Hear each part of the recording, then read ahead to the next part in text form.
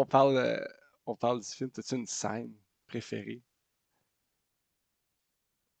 Euh, ben, c'est sûr que quand je vois Joe monter au grenier avec son orange qu'elle mange tranquillement puis sa chandelle puis qu'elle va écrire, j'aime tellement la voir écrire. Moi, j'aime beaucoup écrire.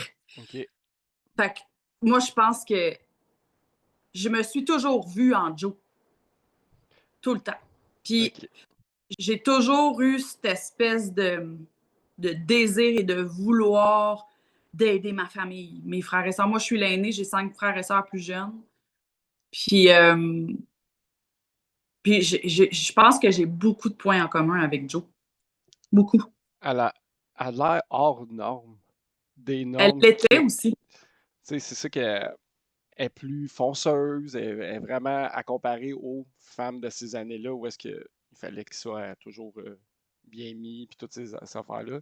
Elle avait de Ouais, l'air être plus à la marge de la société, ouais, là. exactement. Puis, tu sais, elle était très indépendante. Euh,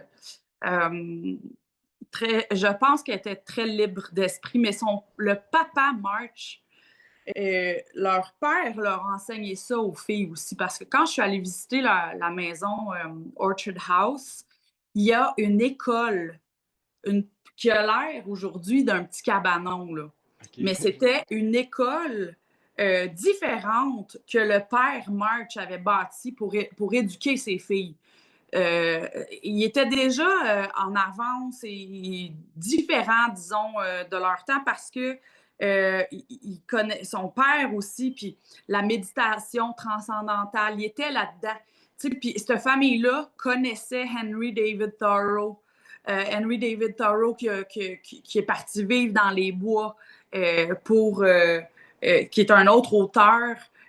C'est quoi le titre du livre? C'est la,